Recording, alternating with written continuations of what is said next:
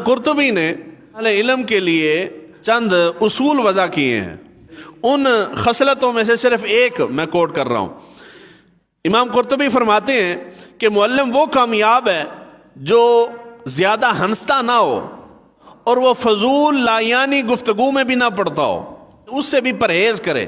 اہل علم کے آداب میں سے یہ ایک ادب ہے، انہوں نے کم از کم 20 سے 22 آداب بیان کیے، ان میں سے ایک یہ ادب ہے کہ علم والا جو شخص ہے، جو علم حاصل کر رہا ہے یا جو علم حاصل کرنے کا ارادہ رکھتا ہے یا جس کی خواہش ہے کہ میرے پاس علم آئے، اس کے لیے فرماتے ہیں کہ وہ فضول مسکرانا چھوڑ دے، ہنسنا، ٹھٹھا مذاق، لایانی گفتگو، لغو گفتگو، ان سے پرہیز کرے اور وہ فضول گفتگو میں نہ پڑے۔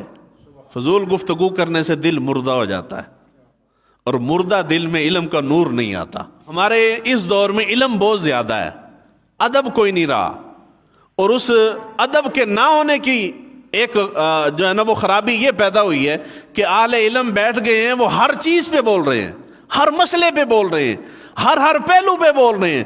اگر وہ بات بیان کرنے والی ہے وہ بھی بیان کر رہے ہیں، جو معاملہ چھیڑنے والا نہیں وہ بھی بیان کر رہے ہیں۔ مارچ شروع ہو گیا ہے، اس مارچ کے اندر ایک فضول قسم کا ہنگامہ کھڑا ہوتا ہے پاکستان کے اندر۔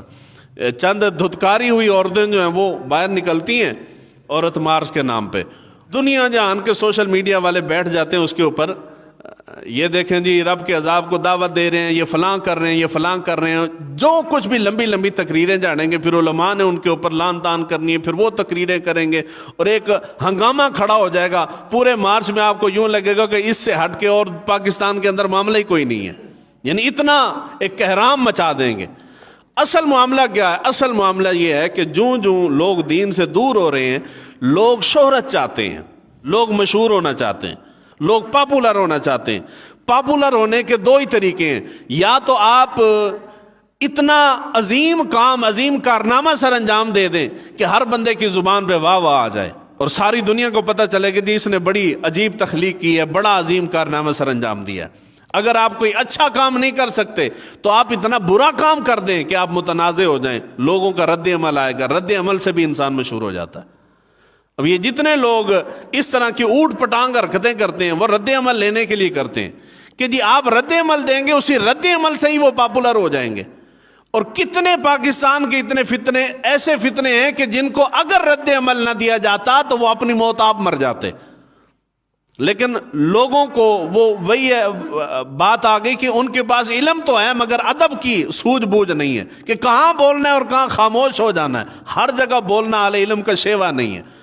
تو اگر آپ چاہتے ہیں کہ جس فتنے کو ختم کرنا چاہتے ہیں اس فتنے کو نظر انداز کر دیں، یہ سب سے بہترین طریقہ ہے۔ بولو ہی نہ، ختم کر دو، ذکر ہی نہ کرو اس کا۔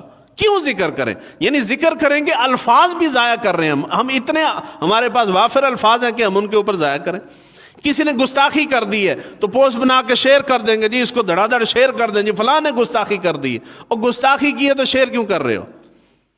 گستاخی کا آسان حل ہے کہ اس کو نظر انداز کر دو۔ آپ کے شیئر کرنے سے اس کا تو مقصد حاصل ہو رہا ہے، وہ تو مشہور ہونا چاہتا ہے اور آپ اس کو مشہور کر رہے ہیں۔ کوئی بھی دین کے خلاف آپ کام دیکھتے ہیں، یا تو آپ قانونی کارروائی کر سکتے ہیں تو وہ کریں، اگر نہیں کر سکتے تو پھر خاموش ہو جائیں، نظر انداز کر دیں، ذکر بھی نہ کریں اس کا۔